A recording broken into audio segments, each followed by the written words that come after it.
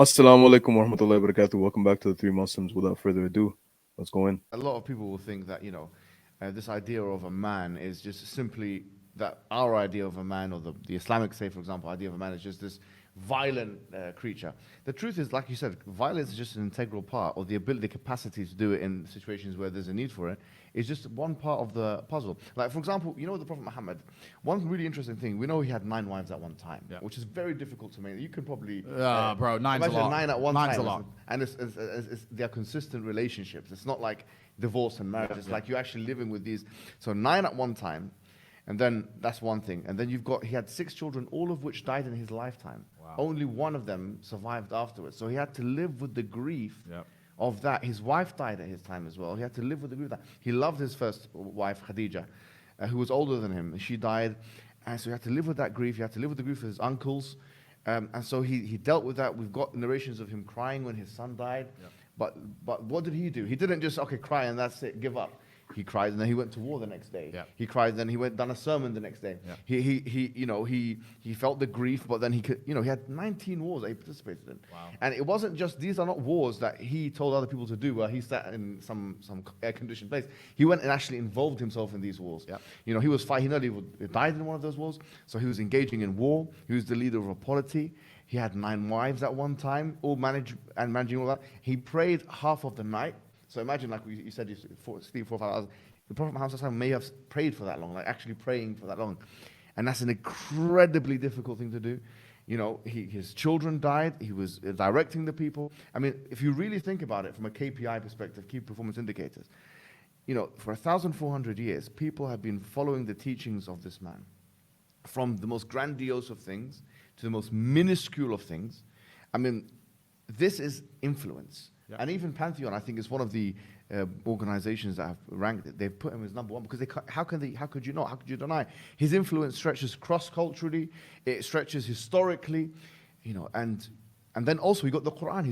They've got the hadiths. We've got thousands of hadiths. We've got the Quran. This is the role model for the Muslims. Yeah. You see what I mean? And it's a lot of men nowadays, I'll be honest, within the Muslim community and outside the Muslim community, we don't have those kinds of role models. Yep. The religious clergy are nothing like warriors, and the warriors are nothing like intellectuals or anything like that. Yep. And I cannot remember who had done this, who said this quote, but it was such a powerful one. It was an English. It was either Aristotle or Socrates, I think, if it's the quote you're about to say.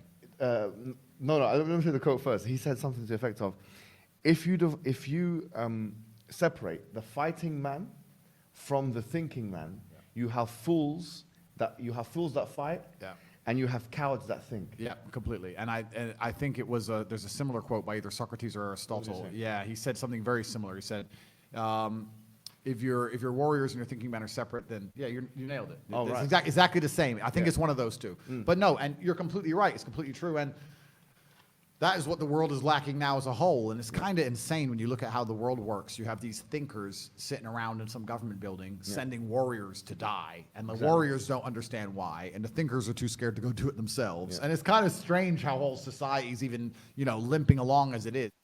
Man, feels like just in the other video, Rami was like, I can't wait till Andrew Tate starts learning about the Prophet Sallallahu Alaihi Wasallam. And look at that now. Look at that now, bro. Yeah, I was about to say, because I remember we were talking about it, and we were saying the way that Islam enters the heart, not just the logic, not just your mind, but the heart is through the recitations and the seerah of the Prophet Sallallahu Alaihi Wasallam. And it's like Muhammad Hijab, he was giving just a very, very well, very well explained, brief explanation, I could say. So it's nice, man, and it's really beautiful to see the brother like as interested as he is, No, I agree. Why do you think society's so divvied up, bro, with the warriors and the thinkers today? Yeah. Now, but bro, before we even tap on that, like again, like look at Andrew Tate's body language. When there's a lot of times when he's talking or when someone's talking to him and saying something, he's just looking straight on, like he's listening, but he's looking straight on. But when Muhammad Hijab was talking about the Prophet Muhammad Sallallahu Alaihi Wasallam and like what he went through and all that stuff, like bro, he was completely facing him, completely. Like that's body language. That's like full attention. And that's even a sunnah, Mm. bro. When someone's talking to you, you face them entirely. Now, of course, I'm not trying to like say anything here, but it's just like it shows like the body language, that like the Sincerity. interest, the sincerity, the actual interest that he has, you know. Mm. But carrying on to what you said about the intellectuals and the warriors, like it's crazy that if you think about the Prophet, sallallahu alaihi wasallam, you think about the Sahaba, they embodied this. They were intellectuals and they were warriors. And today, like, it's very hard to do that. It's very Mm. hard to do that. But you have a lot of intellectuals and you have a lot of warriors, but you don't have a lot of the people who are combining the two. I mean, bro, for a long time, I used to think to myself that you couldn't be both. You had to be one or the other. But here you had the Prophet sallallahu alaihi wasallam and all of the companions doing both. Mm.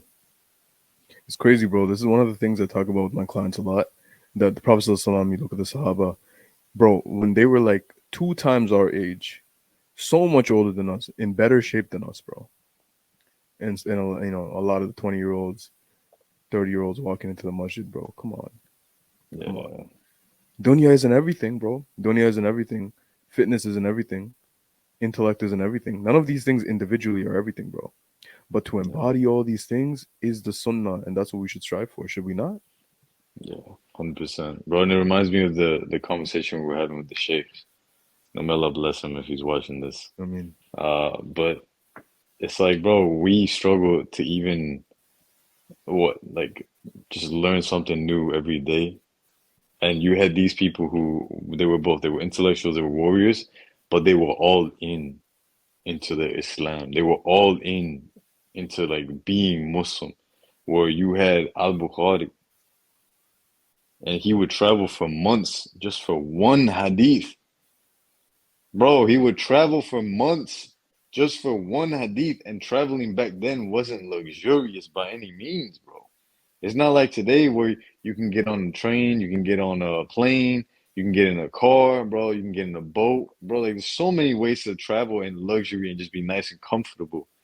But he's over here like either on a horse or a camel or in a caravan or something like this, bro. Traveling for months, left his family, left his home, his comfort, everything for one hadith.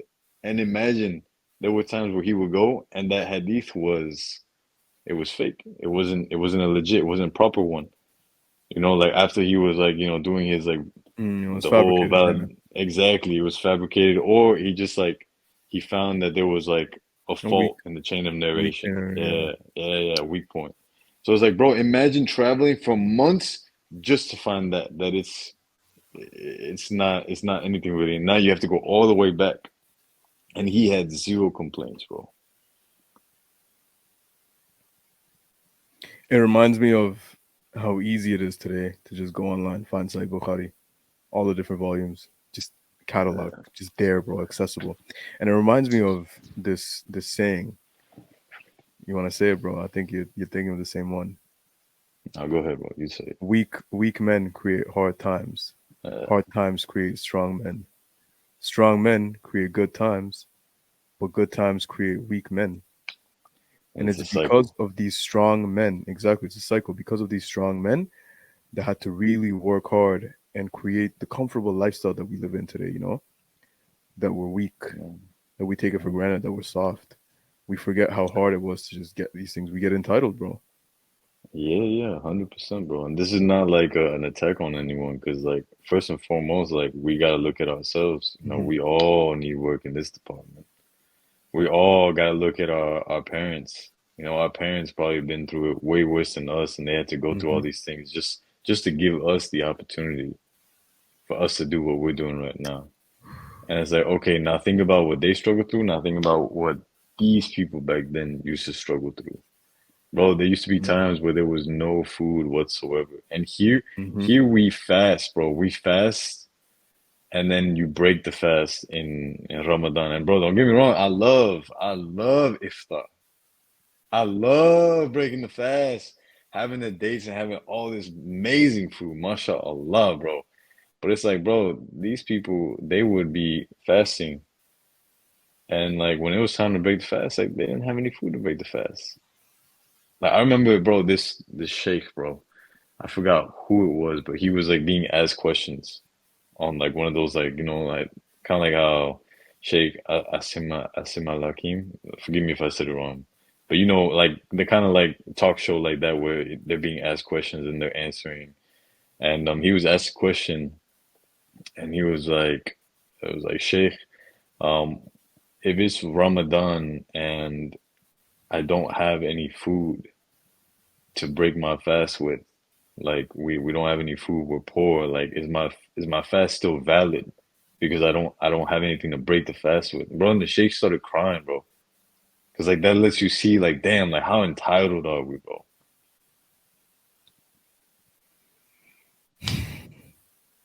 We have the biggest elaborate luxuries. Some of the iftars, bro, and some of the families that I see, 2, 3 people in the family, bro. They got tables of food, bro. Tables of food. They don't even need that food. I forgot who this was, bro. I don't know if it was the Prophet ﷺ or Umar ibn Khattab radiallahu anhu, but y'all can do your research. But there's a hadith where um, he found a man in the masjid, right?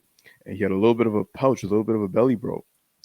And they Oh, that pointed, was Omar ibn Khattab. I think it was the Prophet ﷺ, but again, that's what I'm No, no, saying. You no, it guys was can check. Omar ibn Umar ibn Khattab, Khattab? Okay, bro. we'll go based on that, but Yeah. you can still do your research, guys. We're all laymen here. He was pointing to that, and he was like, that would have been better elsewhere. That would have been better Yeah, suited elsewhere. So take that in, bro. yeah. He pointed at it and he was like, "What is that?" And then he's like, "Oh, this is a blessing from Allah." And he was laughing. And he's like, "Oh, like if only you knew that would have been better elsewhere. Like, it would have been better for you." Because bro, like it's again, it's being entitled, it's being selfish, and all this stuff, man. Hmm. Stuff.